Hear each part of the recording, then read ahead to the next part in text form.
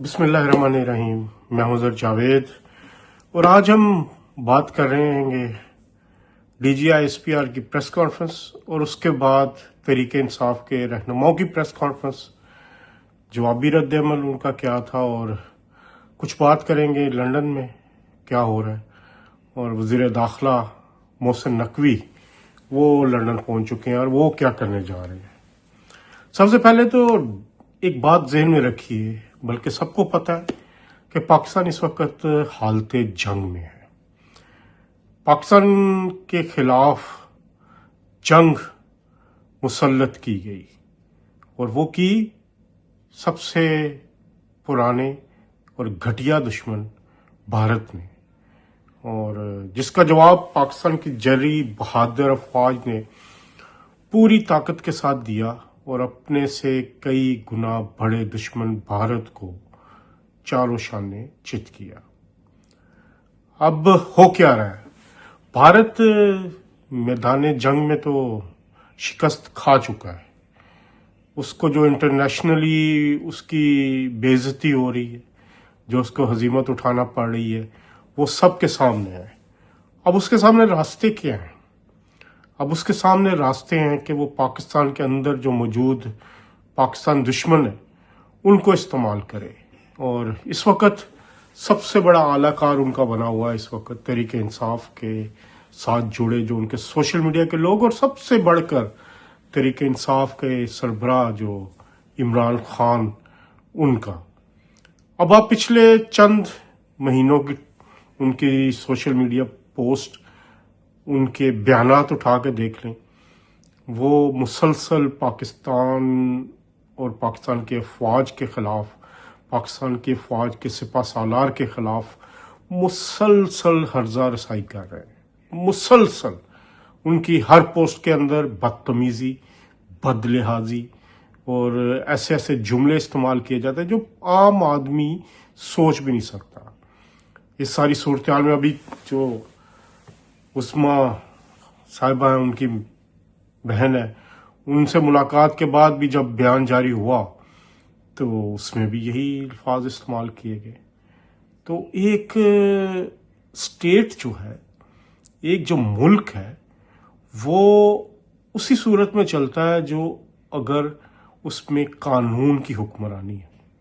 اور قانون کی حکمرانی کو قائم رکھنے کے لیے آپ کو بہت سخت اقدامات بھی کرنے پڑتے ہیں.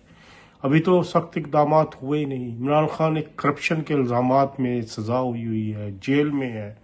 ان کی وائف بھی اسی الزامات کے تحت جیل میں ہے. تو اب تحریک انصاف کا صرف اور صرف ایک ہی مقصد ہے کہ عمران خان کو جیل سے نکالا جائے. D G I S P R نے جو اپنی پریس کانفرنس کی اور اس میں ان کا جو رد عمل ہے، میں تو اس کو بالکل حق بجانب سمجھتا ہوں.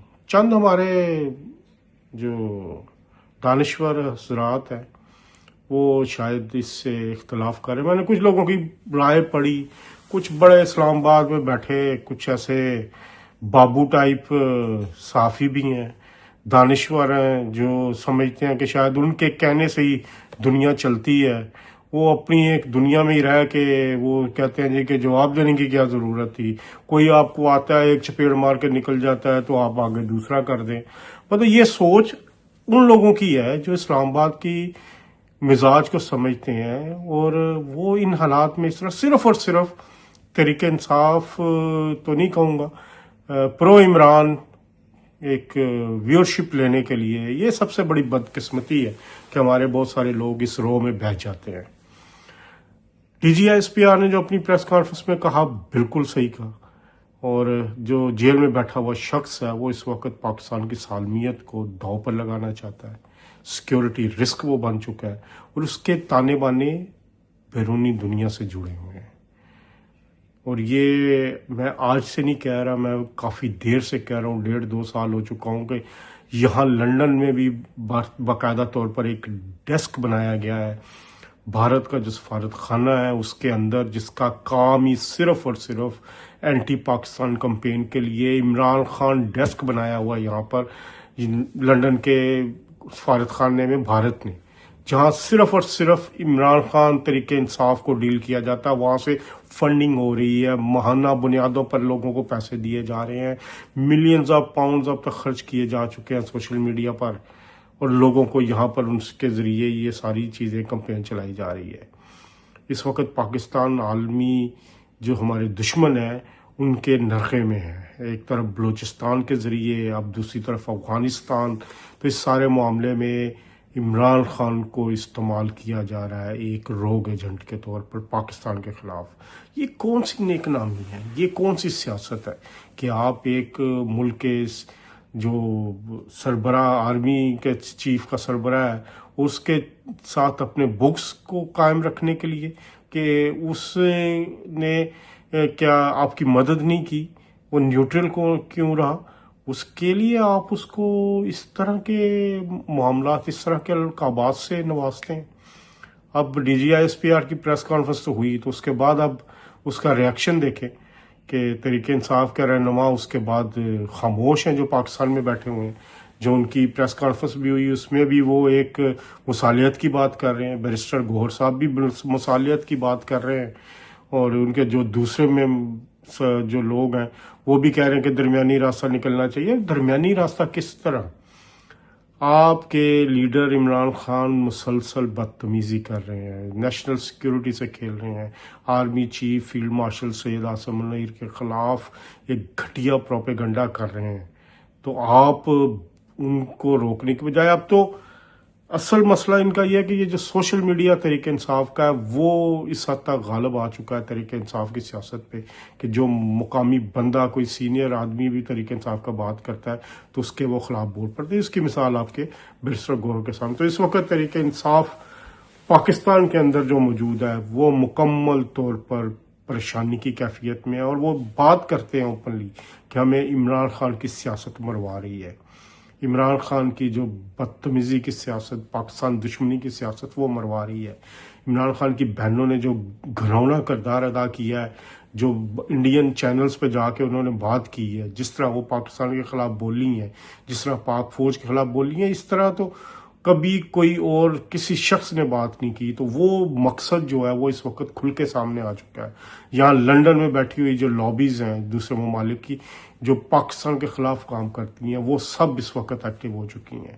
تو اس ساری صورتحال میں فوج کا جواب دینا بنتا تھا۔ D G I S P R نے جو جواب دیا پاکستان کے خلاف کام کرنے والوں کو بات، وہ بالکل ٹھیک دیا، بلکہ مجھے تو یہ کہنے دیجئے کہ یہ ابھی آغاز ہونا چاہیے۔ اس کے بعد جب تک آپ تحریک انصاف کی KPK میں حکومت ختم نہیں کریں گے، ان کو ریسورسز ملتے رہیں گے۔ یہ تحریک انصاف کے ریسورسز سے پاکستان دشمنی کر رہے ہیں، تحریک انصاف کے ریسورسز استعمال ہو رہے ہیں پاکستان کے خلاف، تحریک انصاف کے جو یہ KPK کے ریسورسز ہیں تحریک انصاف کی حکومت وہ استعمال کر رہی ہے پاکستان مخالف پروپیگنڈے کے لیے۔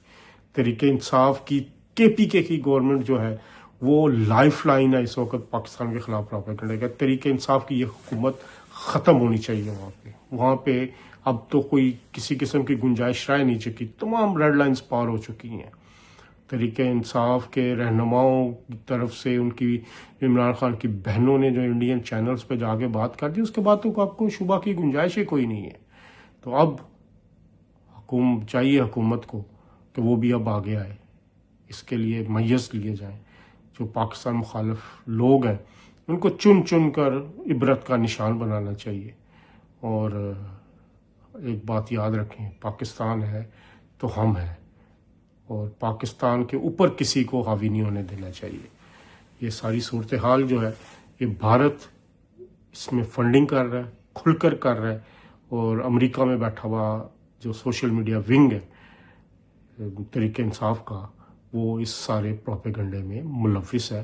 اب اس کو روکنا چاہیے۔ تو D G I S P R کی پریس کانفرنس کے جواب میں جو تحریک انصاف کے لوگوں کی ڈری ہوئی سہمی ہوئی جو پریس کانفرنس تھی، وہ اس بات کی عکاسی ہے کہ جن پر پریشر ڈالیں گے تو یہ پریشر لیں گے، ان سے سیاست والی بات نہیں ہے، کیونکہ یہ اب سیاست سے بات آگے نکل چکی ہے۔